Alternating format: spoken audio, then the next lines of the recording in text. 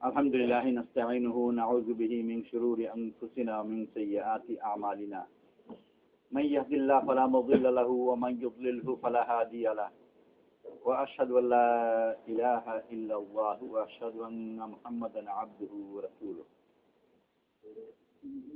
فأعوذ بالله من الشيطان الرجيم بسم الله الرحمن الرحيم من عمل صالحا من ذكر أو أنثى وهو مؤمن فلنحيينه حياة طيبة ولنجزينهم أجرهم بأحسن ما كانوا يعملون وقال رسول الله صلى الله عليه وسلم يا أيها الناس قولوا لا إله إلا الله تفلحون أو كما قال عليه الصلاة والسلام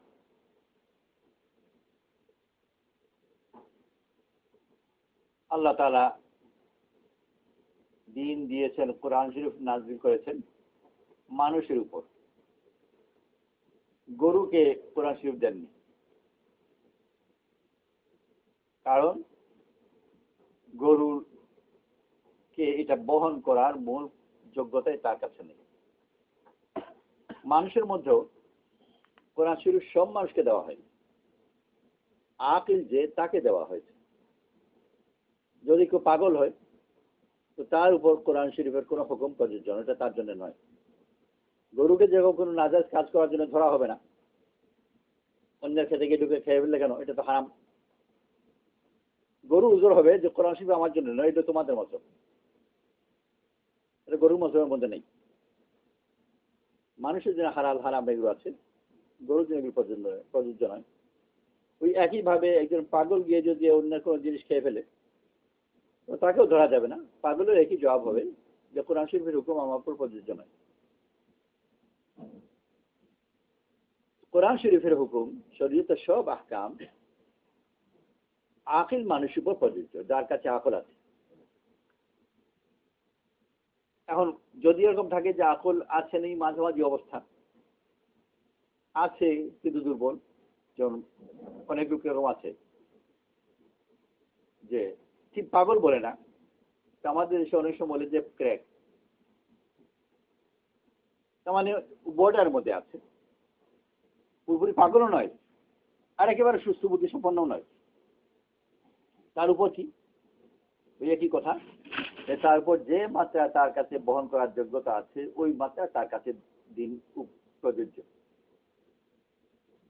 একজন সম্পূর্ণ বুদ্ধি সম্পন্ন মানুষ এটা অন্যায় কাজ করলে যে পরিমাণে সে দোষী হবে, যার বোধ জ্ঞান কম, আল্লাহ তাআলা তাকে দোষেও তার কম ধরবে, বহন ক্ষমতা কম তার। শরীরের ব্যাপারে যেরকম যে যতটুকু বহন করতে পারে ওইটুকু। নামাজে দাঁড়ানো ফরজ ওই ব্যক্তির জন্য যে দাঁড়াতে পারে, যে দাঁড়াতে পারে না তার জন্য ফরজ নয়। নামাজ ফরজ তার জন্য, কিন্তু দাঁড়ানো ফরজ নয়, যতটুকু করতে পারে। আবার এমন অবস্থা যে দাঁড়াতে পারে কি পারে না সে নিজেও ভালো করে ঠিক করতে পারে না, দাঁড়ালে একটু মাথা ঘুরায়, তাহলে বসে পড়ো, দাঁড়াতে তো পারি, আসলে নিজেও ঠিক করতে পারছে না যে পারি কি পারি না। তার অবস্থা ওরকম, দাঁড়িয়েও পড়তে পারে না দাঁড়িয়েও পড়তে পারে। তো আকলের অবস্থা ওরকম, আকলের বিভিন্ন স্তর নয়। যার আকলের স্তর যত বেশি হবে কোরআন শরীফ আহকাম তার উপর তত বেশি প্রযোজ্য, আর তার বহন করার ক্ষমতা তত বেশি। মানুষের আকলের কিছু অংশ আছে যেগুলো জন্মগতভাবে আল্লাহ তাআলা তাকে দিয়ে দিয়েছে, আমরা যেটাকে সাধারণত বুদ্ধি বলি। তো বুদ্ধি প্রধান অংশ জন্মগতভাবে পাওয়া, কিন্তু বুদ্ধির বেশ একটা অংশ আছে শিক্ষার সাথে জড়িত। সে তার জীবন কিভাবে কাটিয়েছে সেইভাবে তার পরবর্তীতে বুদ্ধির চর্চা নির্ভর করে। এক ছেলে জন্ম হয়েছে, বড় হয়েছে শিক্ষা দীক্ষার পরিবেশে, ও 30 বছর বয়সে অনেকগুলো যুক্তির কথা যেগুলো পরিবেশে বড় হয়েছে বুঝতে পারবে, যেগুলো আরেক ছেলে একইভাবে জন্ম হওয়া কিন্তু অন্য পরিবেশে বড় হওয়া তার জন্য ওই কথাগুলো বোঝা একটু কঠিন হবে। তো শরীর যেরকম জন্মগতভাবে দুজনই এক, কিন্তু একজন বিছানায় শুয়েছিল সারা জীবন, যে কারণে হোক তার উঠতে ভালো লাগে না, বা ওদের নিয়মই এরকম যে বিছানায় শুয়ে থাকে, চলাফেরা করে না। আরেকজন দৌড়াদৌড়ি চলাফেরা কাজকর্ম সবকিছু করে। কিছুদিন পরে দেখা যাবে যে যে শরীরকে বেশি ব্যবহার করেছে তা সে যত সুস্থ বা তার হাতে পায়ে যত শক্তি আছে, আর যে ব্যবহার করেনি অনেকদিন পর্যন্ত তার হাতে পায়ে ওই পরিমাণ শক্তি নেই, সে ব্যবহার কম করার কারণে দুর্বল হয়ে গেছে। তো শরীর যেরকম ব্যবহার না করলে দুর্বল হয়ে যায়, তা মানুষের বুদ্ধিও ব্যবহার না করলে দুর্বল হয়ে যায়। তার মানে ব্যবহারের মাধ্যমে, আর এটা এক ধরনের শিক্ষা, এর মাধ্যমে এটা সতেজ হয়। কাউকে চোখ বন্ধ করে, পট্টি দিয়ে চোখ বন্ধ করে রেখে দেওয়া হলো অনেক দিন, তারপর চোখ খোলা হলো, তারপর দেখা যাবে যে ওই চোখ খোলা পরেও সে ভালো করে দেখতে পাচ্ছে না। দীর্ঘদিন চোখে ব্যবহার না করার কারণে তার দেখার ক্ষমতা কমে গেছে। তো বুদ্ধি শুদ্ধির একটা যেটাকে শরীরে আকল বলা হয়েছে, যা শরীয়তের হুকুম আকিলের জন্য প্রযোজ্য, ওই আকল জিনিসটাও শিক্ষার সাথে ওইটার উন্নতি অবনতি হয়। একটা জিনিস দৃষ্টান্ত হিসেবে বুঝতে খুব সুবিধা হবে। দুজন একই পরিবেশে জন্ম হয়েছে, একই সাথে জন্ম হয়েছে, একই মায়ের পেটে জন্ম হয়েছে, আর বুদ্ধি শুদ্ধির দিক থেকে ধারণা করা যাক সমান। একজন এমন পরিবেশে বড় হয়েছে যে পরিবেশে খুব লজ্জা শরম হায়া এগুলো আছে, আরেকজন আরেক পরিবেশে বড় হয়েছে যে পরিবেশে এই লজ্জা শরম হায়া গুলো নেই। যে হায়ার পরিবেশে বড় হয়েছে ও জানতেই তার মধ্যে হায়া গড়ে উঠেছে। যে হায়ার পরিবেশে বড় হয়নি, বেহায়ামের পরিবেশে বড় হয়েছে, ওর মধ্যে এই জিনিস তেমন গড়ে ওঠেনি, যদিও হায়ার বড় একটা অংশ একেবারে জন্মগত। বাচ্চার একেবারে ছোট থাকে, কোলের বাচ্চা, তো ওর গায়ের জামা টামা কিছু বুঝে না। কিন্তু যখন একটু বড় হয়, একটু হাঁটার বয়স হয়, তখন থেকে আস্তে আস্তে করে যে পরিবেশে হোক না কেন সে বিনা জামায় বাইরে ঢুকে কাছে আসতে চাইবে না। মা গোসল করাচ্ছে, ওখানে যদি দাদা চলে যায় আপত্তি করবে। আর এইটা যে বাইরে কারো কাছে শিখেছে তা নয়, এটা আল্লাহ তাআলা মানুষকে এই বোধ জন্মগতভাবে দিয়ে দিয়েছেন। আর এটাই মানুষের বড় উন্নতি অন্যান্য জীবজন্তুর জগতে, যে মানুষের মধ্যে আর জীবজন্তুর জগতের মধ্যে আগের দিনে কোন যে চর্চা ছিল যে তাদের কাছে সম্পর্ক জ্ঞান নেই, মানুষের সম্পর্ক জ্ঞান আছে। মা বাপ দাদা দাদি ছেলে মেয়ে ইত্যাদি চিনে, গরু ছাগল চিনে না। ওই একইভাবে এই কথা বলা যেতে পারে যে মানুষের কাছে হায়া আছে, গরু ছাগলের কাছে হায়া নেই। আর হায়াও মূলত সম্পর্কের সাথে জড়িত। ওই যে বললাম বাচ্চা মা গোসল করাচ্ছে, মায়ের কাছে এসে লজ্জা করছে না, কিন্তু অন্য আরেকজনের কাছে লজ্জা করছে। তো লজ্জা জিনিসটাও সম্পর্কের সাথে সম্পৃক্ত। সম্পর্ক জ্ঞান যদি না থাকে তো হায়াও থাকে না, আর হায়া না থাকে সম্পর্ক থাকে না। এই দুটো পাশাপাশি এত বেশি যে একটা অন্যটার সাথে বাধা। মানুষকে আল্লাহ তাআলা হায়া দিয়েছেন, কিন্তু এটা আবার চর্চা করতে হয়। তো যে বেহায়ামি পরিবেশে বড় হয়েছে ও বড় হয়ে যায় আর তার জন্য হায়া নেই। তাকে যদি বলা হয় যেন মাঝে সতর ঢাকতে হবে, ঢাকবে হতো, কিন্তু বলবে যে এই অতিরিক্ত হুকুমের দরকার কি, শরীরে কাপড় না থাকলে অসুবিধার কোথায়। মেয়েকে বলা হলো যে নামাজ পড়বার সময় এই যেভাবে সে চলাফেরা করে, বড় হয়েছে বেদিনী পরিবেশে, ওখানে জামা কাপড় বিভিন্ন, মাথাতে কোনোদিন কেউ ছেলে হোক আর মেয়ে হোক কোনোদিন মাথা ঢাকা কোনোদিন নিজেও ঢাকেনি, কাউকে মাথা ঢাকা দেখেইনি। ও যদি মাথা ঢাকা কাউকে পাগড়ি পরা দেখে তো প্রথম ধারণা করবে যে বোধহয় এক ব্যান্ডেজ করেছে। তারপর জিজ্ঞেস করবে যে কি হয়েছে, কোথায় কোন মোটরসাইকেল অ্যাক্সিডেন্ট নাকি। যখন জানলো টানলো কোনো অ্যাক্সিডেন্ট কিছুই নয়, না এটা পাগড়ি এত পোশাক। তো পোশাক মাথায় যে পোশাক থাকে এটা তো তার কল্পনার মধ্যে নয়। পোশাক তো গায়ে থাকে, হ্যাঁ এটা অনেকে পরে, বোঝা মুশকিল। তাকে যদি পর্দার হুকুমগুলো বোঝাতে হয়, শহীদ হুকুম এগুলো, পুরুষের জন্য হুকুম আছে, মহিলাদের জন্য হুকুম আছে, বিভিন্ন স্তরের হুকুম আছে। পর্দার হুকুম যদি বোঝাতে হয় যে বেহায়া পরিবেশে বড় হয়েছে, ওর জন্য অনেকগুলো হুকুম বোঝা খুব কঠিন। এর মোকাবেলায় যে পর্দার পরিবেশে বড় হয়েছে তার জন্য অনেকগুলো হুকুম বলার কোনো প্রয়োজনই নেই। আমাদের দেশে হিন্দু সমাজে তাদের আইনের ভিতর সম্ভবত, আমার ভালো জানা নেই, পর্দার হুকুম বোধহয় তাদের আইনের মধ্যে নেই। যদিও হিন্দুদের মধ্যে এরকম খুব নির্দিষ্ট কোনো আইনও নেই, আমাদের যেরকম একটা ফিকা আছে, মাসব আছে, তাদের ওরকম নেই, যেটা প্রচলন ওইটাই আইন, পর্দা হুকুম নেই, এখন করে না। অথচ খুব বেশি আগে নয়, আজ থেকে মাত্র 100 বছর পেছনে চলে গেলে হিন্দু সমাজের শব্দ যে ওই নারী, মেট্রিকেগুলো এখনো পড়ানো, স্কুলে পড়ানো হয়, এগুলো শব্দগুলোর নাম কি, যে ওই নারী যে জীবনে সূর্য দেখেনি, এতই পর্দানিসীন যে শুধু মানুষের সাথে পর্দা যে করে তা নয়, সূর্যের সাথে পর্দা করে, অথচ তার ধর্মে নেই। কেন? যে পরিবেশে বড় হয়েছে এটা হচ্ছে স্বাভাবিক, আর সেই কথা বলছেও না, যে পর্দা করা কি দরকার। হিন্দু মেয়ে ঘর থেকে বের হয়েছে, সামনের মাথা কাপড়কে টেনে একেবারে চেহারা তো সম্পূর্ণ ঢাকাই গেছে, বুকও ঢাকা গেছে, দেখাই কিছুই দেখা যায় না, এত পর্দানিসীন। কারণ এটা পরিবেশে বড় হয়েছে, এইভাবে সে অভ্যস্ত। ওই হিন্দু মেয়েকে যদি কোথাও যেতে হয় আর মাথা খুলে যেতে হয়, তো তার খুব অস্বস্তি লাগবে, সে অভ্যস্ত নয় আর সে পারবে না। একজন দিনদার মুত্তাকি পরেজগার মহিলা যেরকম চেহারা খুলে, মনে করে তার কোনো হাসপাতালে ডাক্তারদের পরীক্ষা করাতে হচ্ছে, তো তার যেরকম কষ্ট লাগবে, একজন হিন্দু মেয়ে ওই পরিবেশে বড় হয়েছে, তারও কষ্ট লাগবে, কারণ সে এইভাবে অভ্যস্ত নয়। পর্দা বড় গুরুত্বপূর্ণ একটা হুকুম শরীয়তে, কিন্তু যে পরিবেশে বড় হয়েছে ওকে এটা বোঝাতেই হয় না। আর যে পরিবেশে বড় হয়নি তাকে বোঝানোর পরেও বুঝে না, অনেক সময় বুঝবেও না। আমাদের দেশে কেউ বিদেশে বিয়ে করেছে, বউকে নিয়ে এসেছে, ঢাকায় আসা পরে এই দেশি জামা কাপড় অন্যান্যদের দেখা দেখি এসে বলছে যে আমি ওরকম এই দেশি জামা কাপড় কিছু কিনবো, বাজারে গিয়ে সব করে কিছু কিনে নিয়ে এসেছে। আর যেহেতু বিদেশি যখন আসে, আত্মীয় স্বজন থাকে, অনেক সময় মেহমান বাড়িতে অনেক থাকে, দেশের ঘরের বাইরের ঘরে ঢুকেছে অনেক মেহমান, মহিলা পুরুষ বয়স্ক যুবক বাচ্চা সবাই, জামা কাপড়গুলো নিয়ে এসেছে, এই সবার সামনেই এগুলো পরে যে ডেমনস্ট্রেশন বলে, যে দেখা যায় যে কেমন ফিট করছে কিনা।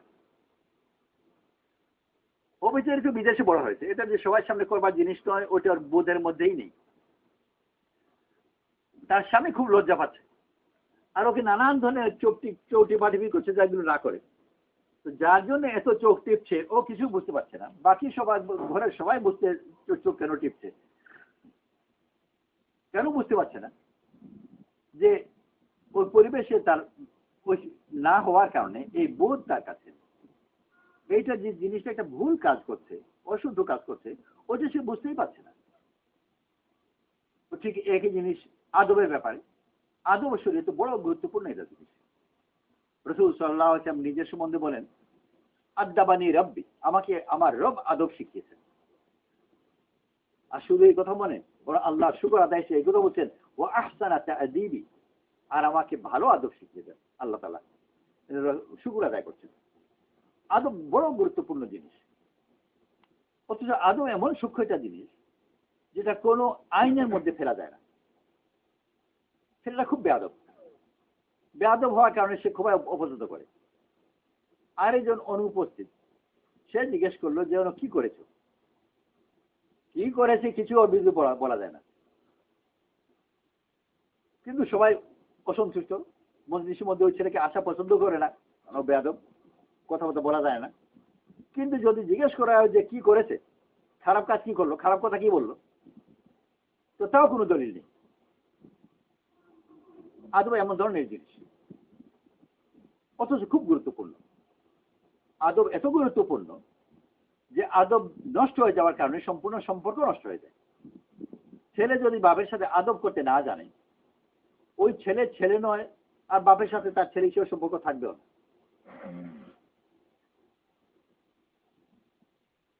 ওরকম প্রত্যেকের আলাদা মাপ আছে। আর মানুষের সমাজে এইটা বড় একটা বৈশিষ্ট্য যে প্রত্যেককে তার মতো আদব করা যায়।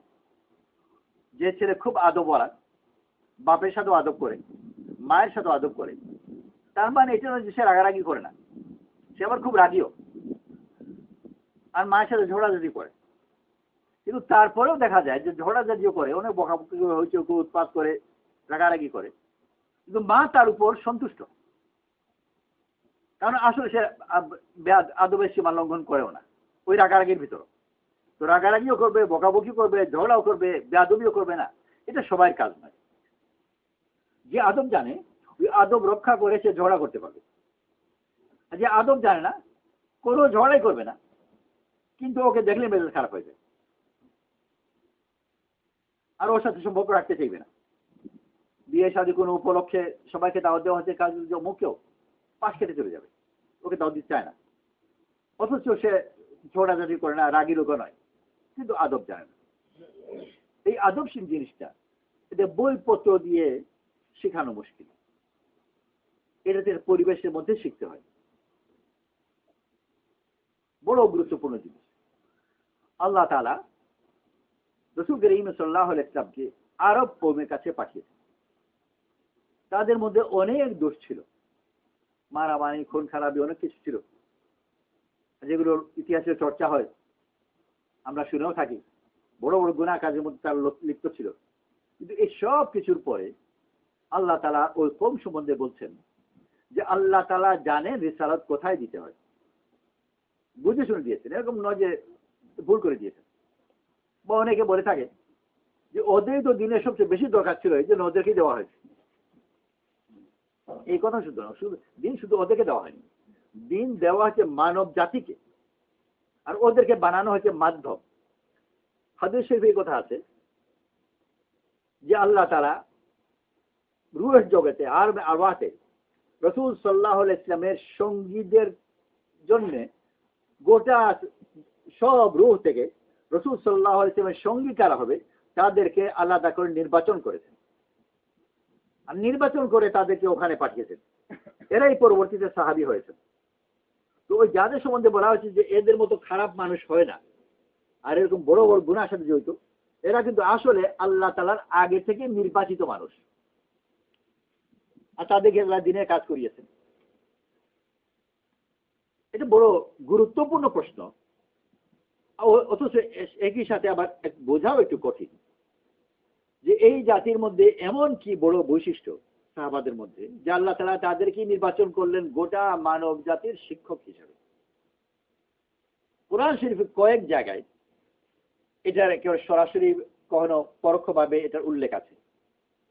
আমিনু কামা আমানান নাস, ওরকম ঈমান আনো যেরকম মানুষ ঈমান এনেছে। ওলামারা ব্যাখ্যা করেন যে এই জায়গায় মানুষ বলতে সাহাবী বোঝায়, মানুষ ঈমান এনেছে। আল্লাহ তাআলা এগুলো বলতে পারছেন যে ওরকম ঈমান আনো যেরকম সাহাবীরা ঈমান এনেছে, ওটাকে সাহাবী না বলে মানুষ কেন বললেন? কবিতার বৈশিষ্ট্য সোজা কথাকে পেঁচিয়ে বলা, কোনো প্রয়োজন নেই, কিন্তু সোজা কথা যদি সোজা হয়ে যায় তো কবিতাই হলো না, উল্টালে কবিতা হবে।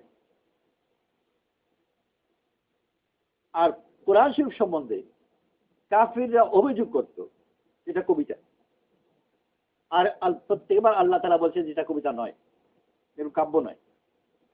কাব্যের বৈশিষ্ট্য কথাকে কঠিন বানানো, পেঁচানো।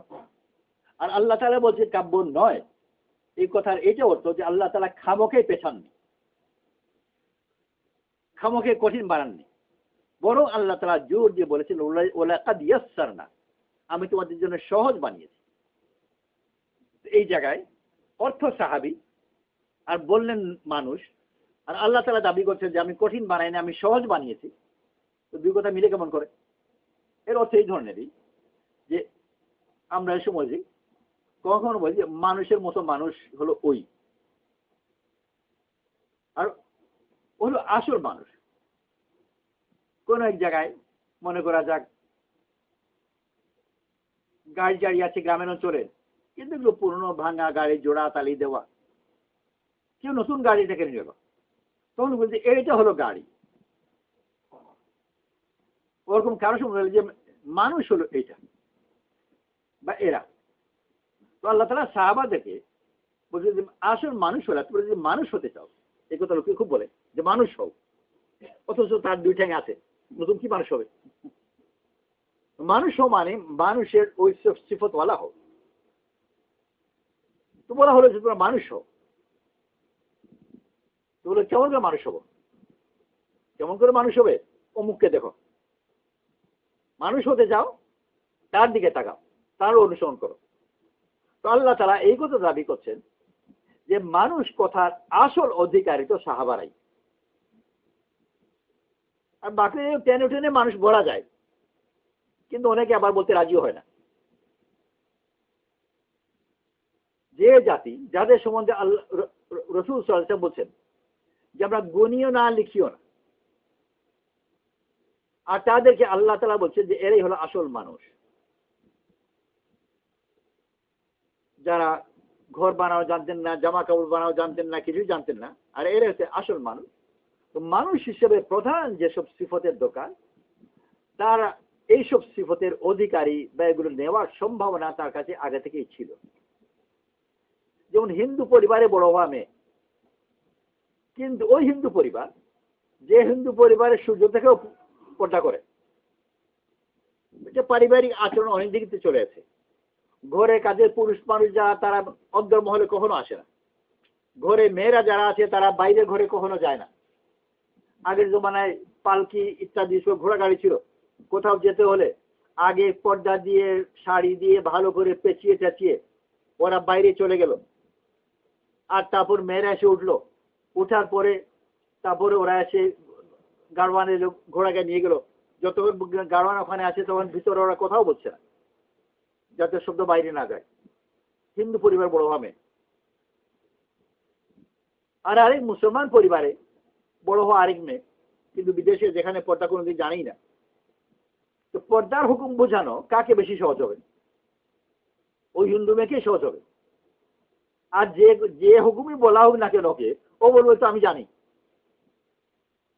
ও তো সব হুকুম আগে থেকেই জানে, অথচ সে হিন্দু পরিবার বড় হওয়া, কারণ ওই পরিবেশে বড় হওয়ার কারণে জানে। আল্লাহ তাআলা রাসূল করিম সাল্লাল্লাহু আলাইহি ওয়াসাল্লামকে এমন কওমের কাছে পাঠিয়েছেন যে দ্বীনের অনেকগুলো কথা তাদেরকে বলারই প্রয়োজন হতো না, যেটা পরবর্তীকালের অনেক বড় বড় দিনদারকেও বলে করে বোঝাতে হয় এবং বোঝানোর পরেও মুশকিল হয়। তার মধ্যে একটা জিনিস হলো যে সম্পদের প্রতি তাদের সম্পদ তারা ব্যবহার করত, কিন্তু সম্পদকে সম্মানের নজরে দেখতো না। এর মানেটা কি? রাসূল করিম সাল্লাল্লাহু আলাইহি ওয়াসাল্লাম কুরাইশে ছিলেন, কুরাইশের বনু হাশিমের। বনু হাশিম একেবারে গরিব পরিবার, রাসূল সাল্লাল্লাহু আলাইহি ওয়াসাল্লামের জন্ম থেকেই একেবারে গরিব পরিবার। অথচ আরবের মধ্যে সবচেয়ে বেশি সম্ভ্রান্ত পরিবার, সবচেয়ে বেশি সম্মান করা হয় এদেরকে, বনু হাশিমকে। আর খুব গরিব পরিবার।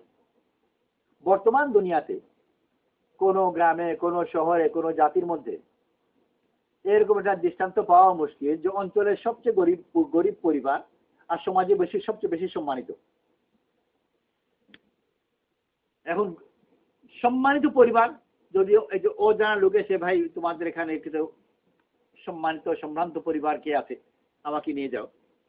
তো ছেলে হোক আর মেয়ে হোক আর বুড়া হোক বাচ্চা হোক, তাকে যদি বলা হয় যে আমাকে নিয়ে যাও, বিদেশি লোক, সে জানে না, চিনে না, সে ওই বাড়ি ওই গ্রামের সবচেয়ে ধনী পরিবারে নিয়ে যাবে। ধনী মানে সম্মানী, এগুলো সমার্থক, ও নিজে নিজেই ফয়সালা করে ফেলেছে, দিয়ে দেবে।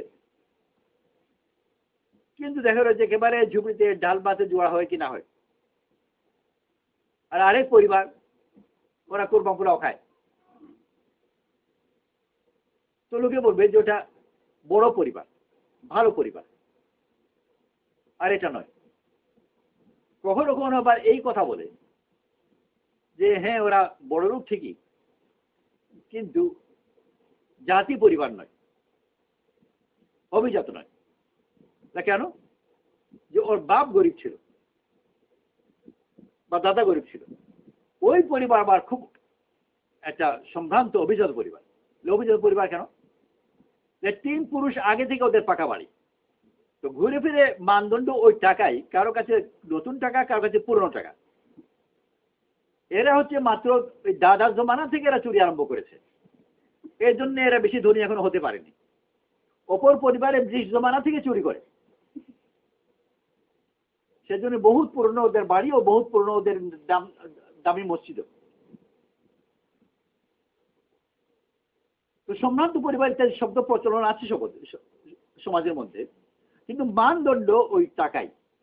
কার টাকা নতুন, কার টাকা পুরনো, এটা কিছু হয়।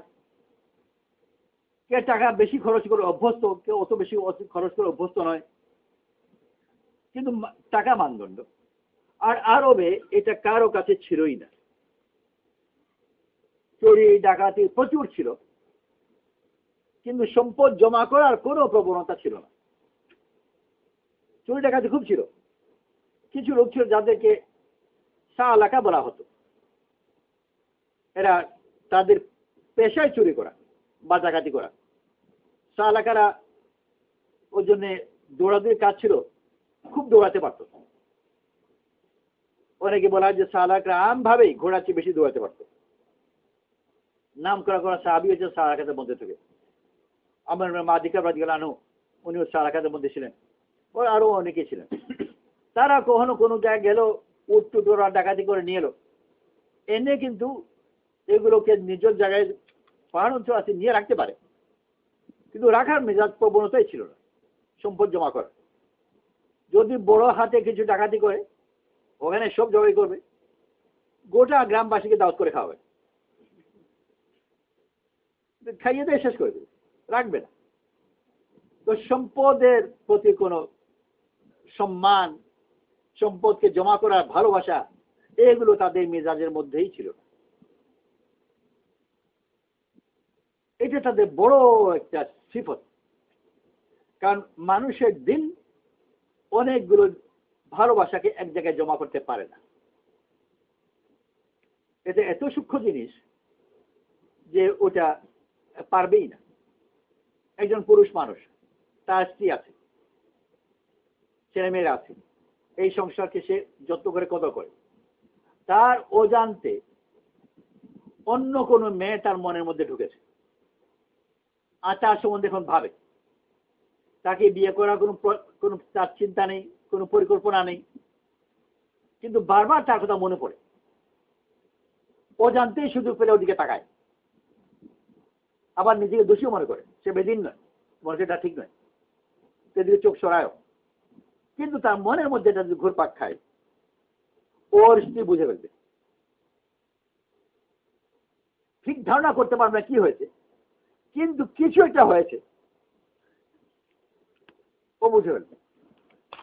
প্রথমত সন্দেহ করবে শরীর খারাপ, কি হয়েছে, রান্না ঠিক হয়নি, রান্না খারাপ হয়েছে বা কিছু একটা হয়েছে।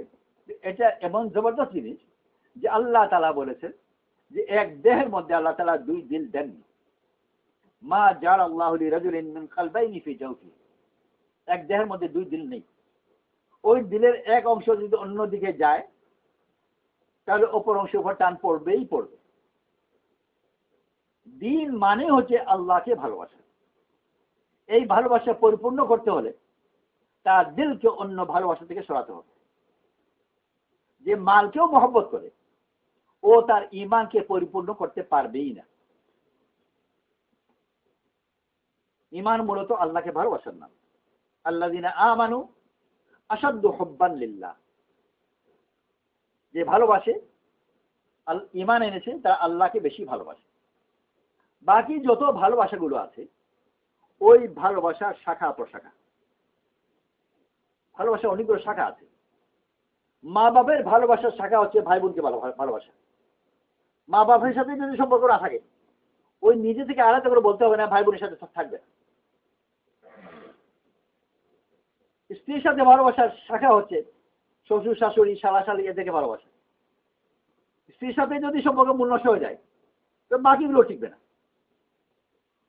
আর সেই জন্যে তালাক তালাক দেয় বউকে, আর শ্বশুরের সাথে কথা বলে না। ঠিক আছে, বউকে তালাক দিয়েছে, আমাকে তো তালাক দাওনি, অসুবিধাটা কোথায়?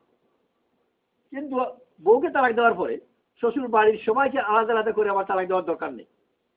ওই এক তালাকে বাকি সব তালাক হয়ে যাবে। যেরকম এক বিয়েতে সব সম্পর্ক হয়েছে, এক সম্পর্কের অনেকগুলো শাখা প্রশাখা আছে। বন্ধুর সাথে সম্পর্ক হয়, তার প্রিয় যারা ওদের সাথে সম্পর্ক হয়ে যায়। আল্লাহ তাআলা আমাকে যে সম্পর্ক জ্ঞান দিয়েছেন, এই সব সম্পর্কের মূল উৎস হলো আল্লাহর সাথে সম্পর্ক। ওই সম্পর্কের শাখা প্রশাখা হিসাবে দুনিয়া সব একেবারে জীবজন্তুর কাছে পর্যন্ত যাবে, কুকুরের পর্যন্ত মরুভূমিতে মাঝখানে পানি খাওয়াবে, কিন্তু এটা আল্লাহরই মহব্বতের অংশ। আর আল্লাহর মহব্বতের অংশ হওয়ার কারণে এই কুকুরকে পানি খাওয়ার কারণে আল্লাহ রাজি হয়ে যায়। জমি নিয়ে ভাইয়ের সাথে মকদ্দমা, আর মকদ্দমা এমনই পর্যায়ে যে আশঙ্কা যে খুন খারাপই না হয়ে যায়। একজন আরেকজনের সময় আশঙ্কা করে যে ও বোধহয় ও ভাইকে মারবার জন্য খুনি নিয়োগ করেছে, এরকম কথাবার্তাও চলছে। কোন এক অবস্থায় মনে করা যাক ওর ভাতিজা নদীতে পড়ে গেছে, চাচা যার সাথে মকদ্দমা চলছে ও ওই স্রোতের নদীর মধ্যে লাফ দিয়ে ভাতিজাকে উদ্ধার করল, একেবারে নিজের জীবন বিপন্ন করে, মরে যেতে পারত কিন্তু উদ্ধার করেছে। এরপরে গিয়ে ওই ভাইয়ের সাথে মীমাংসা করতে হবে না, ও নিজেই জমি জমালে, বাবা ভাই তুই নিয়ে দে, তুই আমার ভাই। মহব্বত করেছে ভাতিজাকে, কিন্তু ভাতিজার মহব্বতে ও ভাইয়ের মহব্বত আসবেই। ও যদি ভাতিজা নয় অন্য কেউ এরকম করে বাঁচাতো, আর তারপর তার ভাইকে লোকে গিয়ে বলতো যে ওই তো লোক তোমার ভাই বলছো খারাপ মানুষ, আর ও তো লোক ভালো মানুষ, এগুলো করেছে, আরে ছাড়ো ওগুলো, আমি ওকে চিনি আসলে।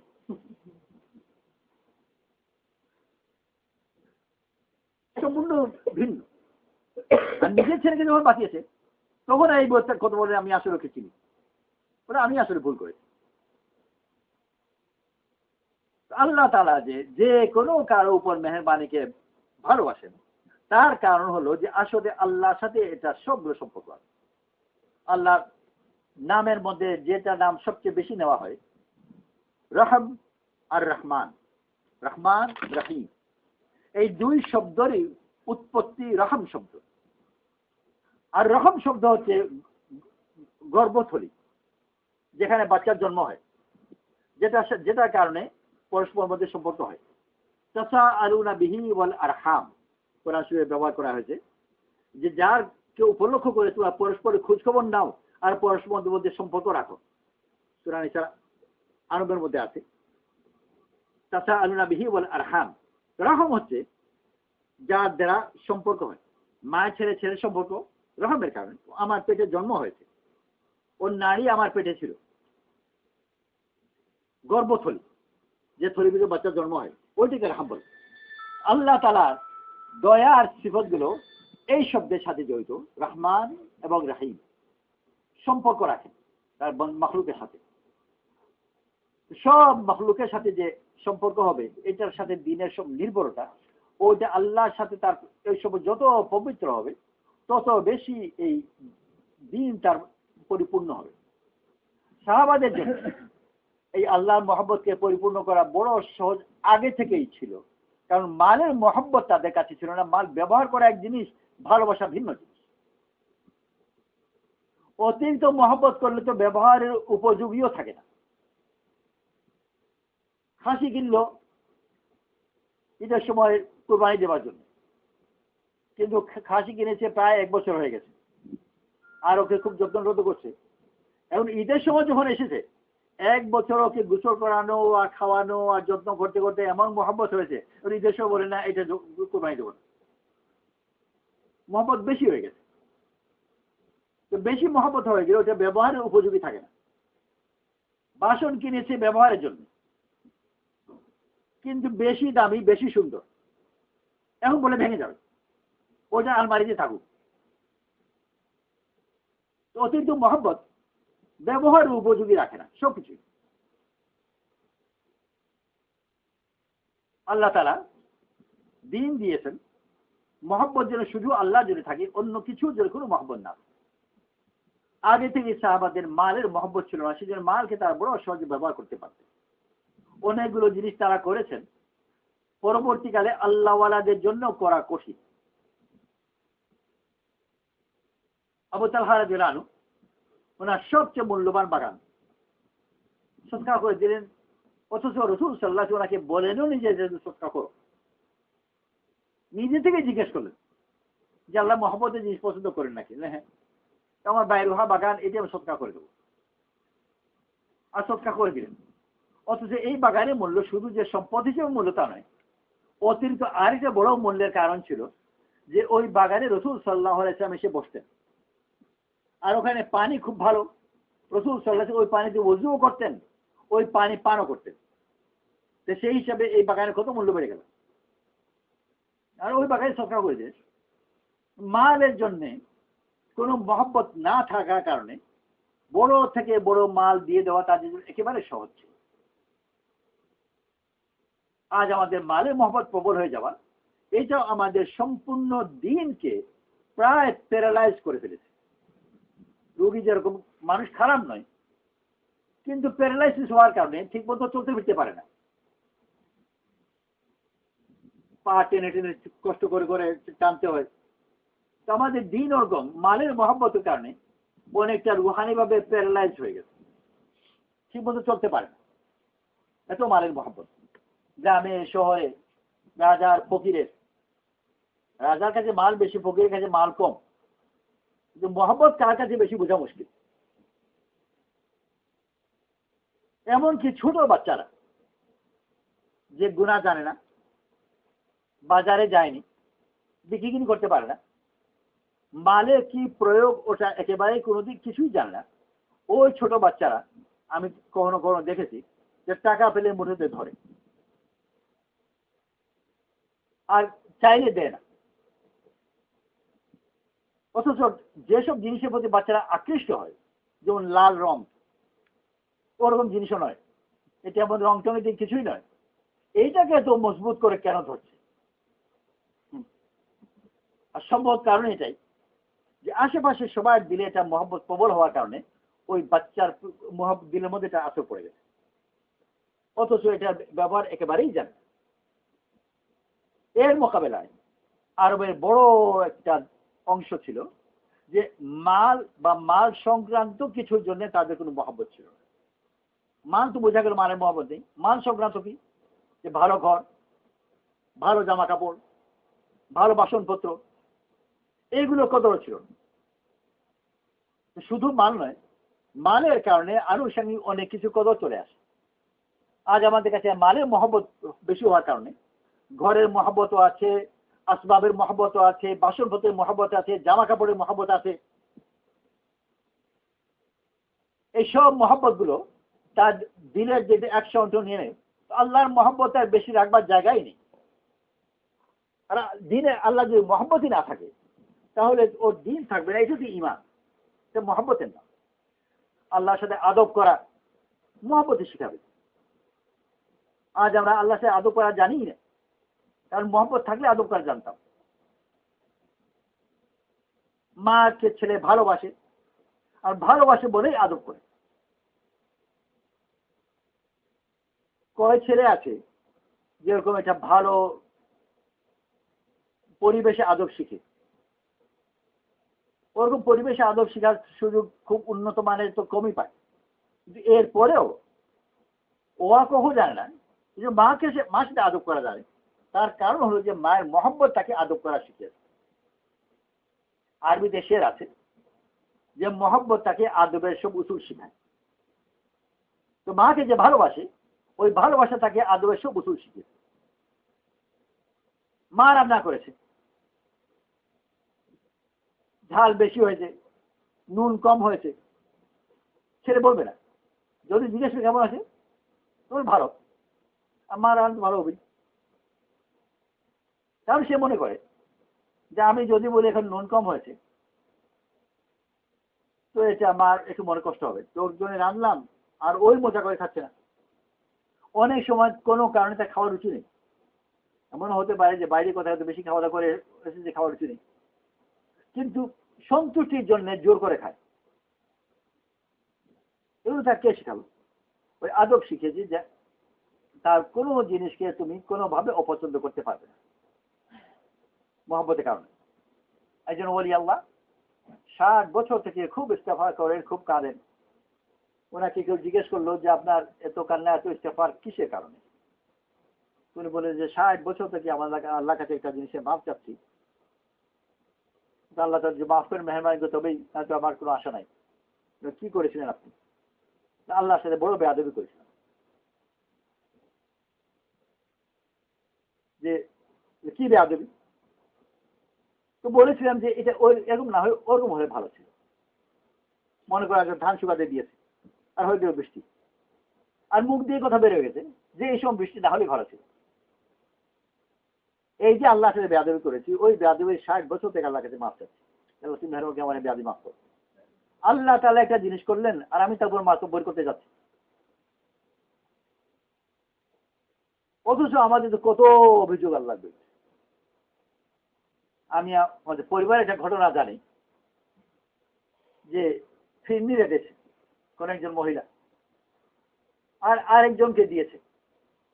পরে যখন তার পাশে বাড়িতে পাঠিয়েছে, পরে কত কথা আমরা জিজ্ঞেস করতে পেরেছিলেন নাকি? হ্যাঁ, সে একটু বুদ্ধি শুদ্ধি একটু কম ছিল বিচারে, ও উক্তি করেছে যে একটু কিশমিশ দিলেও ভালো হতো।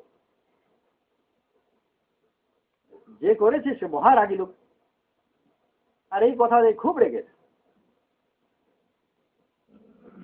সবাই উনার এই রাগ করাকে বেশি দোষারোপ করছে না, উনি একটু বয়স্ক মুরব্বীও আর রাগী সবাই জানেও, কিন্তু বলছে যে ওই মেয়েটা এত বোকা কেন?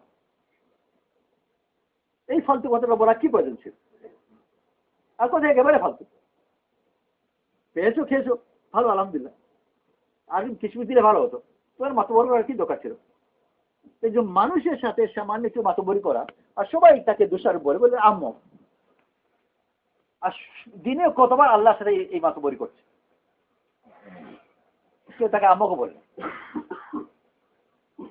আল্লাহ তাআলা আম্বিয়া আলাইহিস সালাতু ওয়াস সালামকে পাঠিয়েছেন দ্বীন শেখাবার জন্য, আর দ্বীনের বুনিয়াদি হচ্ছে আল্লাহকে ভালোবাসা, আর ওই ভালোবাসাকে পরিপূর্ণ করা।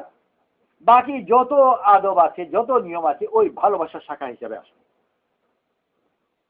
আমাদের এই দ্বীনকে আধা মরা প্রায় প্যারালাইজ করে দিয়েছে মালের মহব্বত। সব জায়গায় যেখানে আল্লাহর মহব্বত আছে, সাথে সাথে মালের মহব্বত এক অংশীদার এসে গেছে। আর ওই অংশীদার যদি এসে যায় তাহলে তো সম্পর্কই খারাপ হয়ে যাবে। কেউ এক পরিবার আছে, কিছুদিন পরে আবার দ্বিতীয় আরেক বিয়ে করেছে। স্বাভাবিকভাবে প্রথম স্ত্রী অসন্তুষ্ট, তার সাথে তার সম্পূর্ণ পরিবার অসন্তুষ্ট। যাই হোক, অনেক ঝগড়াঝাড়ি রাগারাগি করার পরে একটা মিটমাটের মীমাংসা আছে, কিন্তু মোটামুটি চলছে। যে দ্বিতীয় আরেক বিয়ে করেছে, এরকম বোকা পাওয়া যাবে না যে দ্বিতীয় পক্ষ শালাকে নিয়ে প্রথমবারে শ্বশুরবাড়ি যাচ্ছে, তুই চল আমার সাথে, এরকম বোকামি করবে না।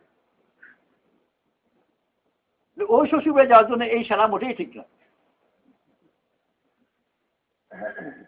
কারণ একটা অশুদ্ধ মহব্বতের সাক্ষী বহন করে, আর অনেক কিছু করতে পারে, কিন্তু এটা অন্যায় সম্পর্ক। তাদের দৃষ্টিতে এই দ্বিতীয় ব্যাপারটা অন্যায় হয়েছে, আর ওই পরিবারে কাউকে নিয়ে যাওয়া ওই অন্যায় সম্পর্কের একটা সাক্ষী। আল্লাহ ছাড়া অন্য কাউকে ভালোবাসা, এই যে বললাম মহব্বত, মালের মহব্বত, এই সব জায়গায় এই একটা অন্যায় মহব্বতের সাক্ষীকে আমরা নিয়ে চলছি। আল্লাহর জন্য কত নারাজগি করা, আর এটার জন্য মানুষকে সম্মান করি। যেখানে উচিত ছিল যে আল্লাহ বান্দাকে সম্মান করে, তো আল্লাহর সম্পর্কের কারণে সম্মান করবে, তা না করে দিনদার লোকেরা তারাও সম্মান খাতির করে মালের কারণে। খুব মালদার তো খুব খাতির, অথচ ওই মাল থেকে তার এক পয়সা নেওয়ার কোনো সম্ভাবনাও নেই, কোনো নিয়ত নেই। একজন সাধারণ মানুষ একজন ধনী লোক এত খাতির করছে, ও কি ওর মারের কাছে কোনো অংশ চায় নাকি? না, খোঁজ করে দেখা যাবে যে তার এরকম কোনো নিয়তি নেই যে ওর মালের কোনো অংশীদার হবে। বা তার কাছে 5-10 টাকা পাবে, কোনো নিয়তি নেই। তবে কেন এত খাতির করে? বিনা কারণে খাতির করা, এটাকে বলে সম্মান। সম্মান যে কেউ কাউকে করে, এটা কোনো কিছু পাওয়ার জন্য নয়, তার মন স্বতঃস্ফূর্তভাবে ওর দিকে ঝুঁকে দেয়। আজ আমাদের কাছে মালের কদর এত বেশি যে মালওয়ালাকে পেলে ও জানতে তার প্রতি মন ঝুঁকে দেয়। আর এর মোকাবেলায় যদি খালি পায়ে আর ছেঁড়া জামাওয়ালা দেখি, তোকে ঘরে টানতেই বসাতেই মন বেশি যায় না। অথচ বুঝতেও পারছি যে এই লোক দিনদার। তো দিনদাররাই যদি এরকম করে, তো বেদিনদের অবস্থা তারও অনেক খারাপ। তো যে কথা আরম্ভ করেছিলাম যে আরবের সমাজকে তারা নির্বাচন করলেন, তার অনেকগুলো সিফতের মধ্যে এইটা বড় একটা সিফত ছিল যে সম্পদ বা সম্পদ জাতীয় কোনো জিনিসের মহব্বত তারা আগে থেকেই করতেন। এই জন্য আগে থেকেই ময়দান বড় তৈয়ার ছিল। যেরকম কেউ যদি বাগান করতে চায়, কাছে আছে মরুভূমি আর এক জায়গায় আছে জঙ্গল, আর একজন কৃষক গিয়ে নতুন জমি আবাদ করে কৃষি কাজ করবে, যে বুঝে না সে বলবে যে এই মরুভূমি, এখানে জঙ্গল টগল নেই, এখানে কৃষি কাজ করো। সে বলবে এখানে কৃষি কাজ হবে না।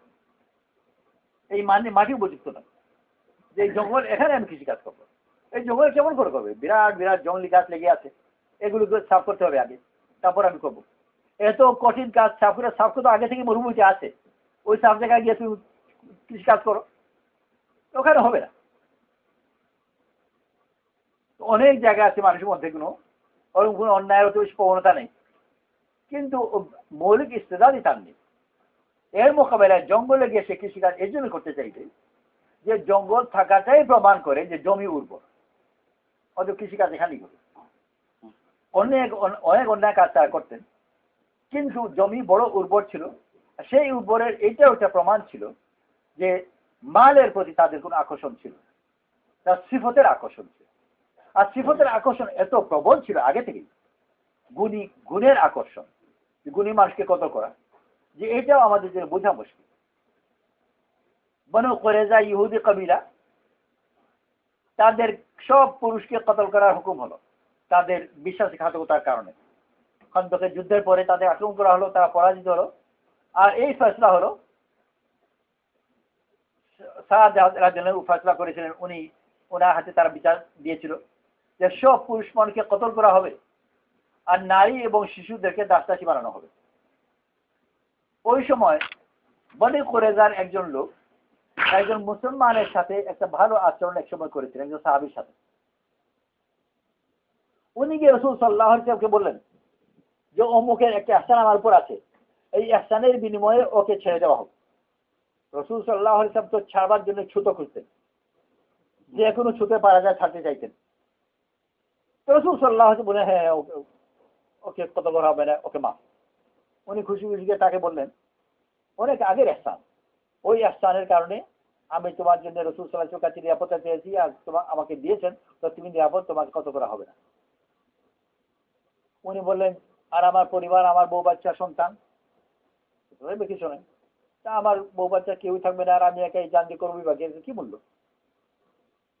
উনি ফিরে গেলেন রাসূল সাল্লাল্লাহু আলাইহি ওয়াসাল্লামের কাছে, আর গিয়ে বললেন সে এবং তার পরিবার। রাসূল সাল্লাল্লাহু আলাইহি ওয়াসাল্লাম উঠে দিলেন, হ্যাঁ সে এবং তার পরিবার। উনি আবার ফিরে এলেন, আর এসে বললেন যে তুমি এবং তোমার সম্পূর্ণ পরিবার। কত খুশি কথা হওয়া। আর আমার সর্দার করবেন, আর যার এত এত গুণ, এত সিফতের কথা বয়ান করলো, তা তো হবে না, ওটা হলো না। আর সে এবং তার সম্পূর্ণ পরিবারকে যে দান করা হয়েছিল সে গ্রহণ করে, তার বউ বাচ্চা ওরা দাসদাসী হলো, আর সে কত হলো। মুফতি শফি সাহেব রাহমাতুল্লাহ আলাইহি ওনার তাফসীরের মধ্যে খুব বিস্তারিত এই ঘটনা বলেছেন যে একজন কাফিরের ভিতর এরকম গভীর সিফত ওই সময় ছিল। ইহুদি, মুসলমান নয়, সে তার আমিরকে এত গভীর মহব্বত করা জানে। আর এই মহব্বতের মূল সম্পর্ক হলো যে পদের কারণে এই মহব্বত, তার গুণের কারণে। গুণের এত তার কদর করা জানত। আল্লাহ তাআলা তাদের দিল কেমন করে বানিয়েছিলেন যে মালের কদর তো কিছুই ছিল না, অপরদিকে গুণের কদর এত গভীর ছিল যে নিজের জান দিয়ে দিতে রাজি। আজ উল্টে গেছে, মালের কদর এত প্রবল হয়েছে যে মালের মোকাবেলায় ও পীরও টিকে না, মুরিদও টিকে না। পীর সাহেবকে খাদি যুদ্ধ করবে, কিন্তু যদি পেশাব পার্টনারশিপে ঢুকেন তাহলে ওনার টাকা মেরে দেবে না, এই নিশ্চয়তা নেই। হুজুরের জায়গায় বিজনেসের জায়গায় মালের মহব্বত এত প্রবল, এইটার কারণে কোনো কিছু ঠিক না। আল্লাহ তাআলা আমাদেরকে দিন দিয়েছেন, শুধু নামাজ রোজা করা নাম দিন নয়, এটা তো আছে, এটা তো মূল জিনিসই। এই নামাজ রোজা আমল ইত্যাদির মাধ্যমে আল্লাহর কাছে চাওয়া যে আল্লাহ তুমি আমার দিলকে আল্লাহর মহব্বতে আবাদ করো, আর বিশেষ করে মালের মহব্বতের নাপাকি থেকে আমার দিলকে পাক করো। আর যেন আল্লাহকে তৌফিক চাওয়া, চেষ্টাও করা। যেরকম দুনিয়ার মানুষ মাল দিয়ে দামি জিনিস দিয়ে ঘরকে আবাদ করবার চেষ্টা করে, দিনদার লোকের উচিত তারা যেন মাল দামি জিনিসকে ঘর থেকে বের করে ঘরকে আবাদ করবার চেষ্টা করে। আমার ঘরে ভালো বাসনও আছে যেগুলোকে দামি বাসন, আর লোকে দেখে সুন্দর বলে, দামি বলে, আর একেবারে নিম্নমানের মাটির বাসন অথবা টিনের বাসন ওগুলো আছে। দামি যেগুলো বাসন ওগুলো ফকির মিসকিনকে দান করে দিই, আর যেগুলো মাটির আছে টিনের আছে ওগুলো রাখি, নিজে ওটাতে খাবো, ব্যয় এলে ওটাতে খেতে দেবো, যেন আমার ঘর দাম এবং দামি জিনিস থেকে পাক হয়। দুনিয়ার মানুষ ঠিক যে বিপরীত কাজ করে। ওদের ঘরে এত দামি বাসন ছিল না, অত ধনী পরিবার মোটামুটি চলে যায়, দামি বাসন কিন্তু দরকারও পড়ে না। কিন্তু যখন মেয়েকে বিয়ে দিয়েছে, মেয়েকে যখন বিয়ে দিয়েছে, জামাই আসবে, ব্যয় আসবে, এমন একটু ভালো বাসনের দরকার, মান সম্মানের ব্যাপার। দিনদার লোকের উচিত যেখানে আমার সম্মানের প্রশ্ন আছে ওখানে কমপক্ষে যেন আমার দামি জিনিসকে দেখতে না পাই, বেইজ্জতি হবে। আর ঠিকই আল্লাহওয়ালাদের কাছে দামি জিনিস থাকা যেন সম্মানের জিনিস বেইজ্জতি জিনিস। ইমাম আবু হানিফা রাহমাতুল্লাহ আলাইহি ব্যবসায়ী ছিলেন, ধনী ছিলেন। আল্লাহ যদি কিসমতে ধন দিয়ে দেয় তো সারা জীবনে এক মুহূর্তের দিকে ব্যবসার দিকে না তাকিয়েও ধন আসবে। আবু হানিফা রাহমাতুল্লাহ আলাইহি সহজে আন্দাজ করা যায় যে রোজ ব্যবসাতে কয় ঘন্টা সময় দিতেন। মশলার বাইরে তো ছেলে মেয়েদের নাম নেওয়ার সময় ছিল না, অথচ ধনী ছিলেন। আল্লাহ তাআলা দেয়। আব্দুল মুবারক রাহমাতুল্লাহ আলাইহি হাদিসের কাজে, জিহাদের কাজে, 6 মাস সফরে, 6 মাস জিহাদ কাজে ব্যবসা দেখতেন কখন, অথচ ধন ছিল প্রচুর, ব্যবসা থেকে আসতো। এলে তার খরচ ঠিকমতো করতে হবে, এটা ফেলে দেওয়া যাবে না, এটা শরীয়তের হুকুম। যে মান মহব্বত করে না জেনে ফেলে দিই, নদীতে ফেলে দিই, না তা দেওয়া যাবে না। ওটাকে খরচ করতে হবে, আর ঠিক জায়গায় ঠিকভাবে খরচ করতে হবে। আর নিজেকে গরিবের মতো চালানো যাবে না। ধনী মানুষ কিন্তু আল্লাহওয়ালা সে জমা করলাম নেতা যায়নি, তাকে আল্লাহ তাআলা যাকে যে অবস্থায় রেখেছে তার যেন ওটা সামঞ্জস্যপূর্ণ যে অবস্থা তা চলে। ইমাম আবু হানিফা রাহমাতুল্লাহ আলাইহি উলামাদের মজলিসে বসা করতেন, সবাই প্রায় গরিব, আর তাদের জামা কাপড় ওরকম, ওই মাঝখানে ধনী। আর আবার মযহবের ইমাম মুস্তাহাবের খেলাফও করতে পারেন না, তো ওদের দেখা দেখি যে আমি ওরকম একটা নিম্নমানের জামা পরে নিই, তাও হয় না। ভালো জামা কাপড় পরতেন, কিন্তু বলছেন যে বড় লজ্জা লাগে।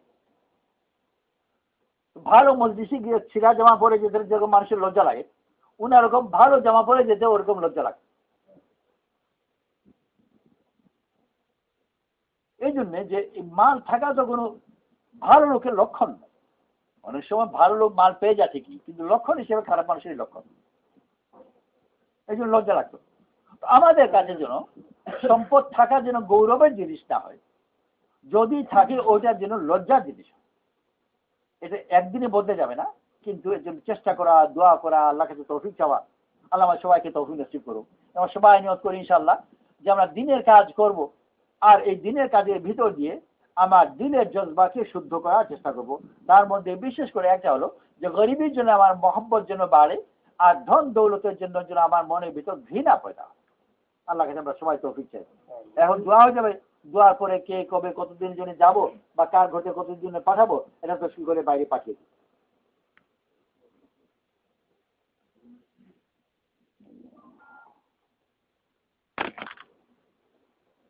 যে কথাবার্তা শুনলাম, দোয়ার পরে আমরা একটা কাজ করতে পারি। আসলে দিন তো যখন আমাদের ভাই শিখবে, ছেলে শিখবে, স্বামী শিখবে, তখন তারা সহজে আমাদের বাড়িতে দিন শিখাইতে পারবে।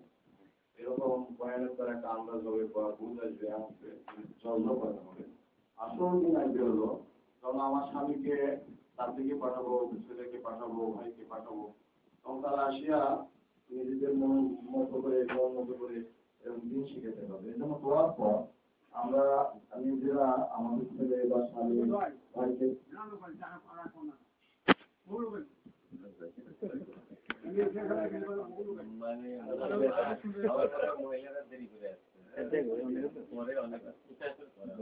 এজন্য আমরা এটা সহজেই আমাদের মধ্যে দিন আনার জন্য আমাদের স্বামীদেরকে ভাইদেরকে যদি আল্লাহ রাস্তায় পাঠাই, অল্প অল্প করে পাঠাই, তারা আসলে আমাদের সুন্দরভাবে সহজভাবে দিন শিখাইতে পারবে। এই জন্য আমরা দোয়ার পরে যারা আজকে মেহরবানি করে একটু দোয়া কয়েকদিন পর হবে। আমরা আমাদের স্বামী বা ভাই ছেলেকে কখন পাঠাবো তার দিয়ে 4 মাস 40 দিন, কমসে কম 3 দিন এরকম একটা কাগজে লিখে ঠিকানা সহ থেকে যদি আরো সহজ হয় মোবাইল নাম্বার দিয়ে আমরা পরবর্তী যোগাযোগ করবো। একটা কাগজ পাঠিয়ে দিলে আমরা তাদের পরবর্তীতে যা যা মেহনত করে আমরা পাঠাবো। আর এটাই তরিকা স্বামীরা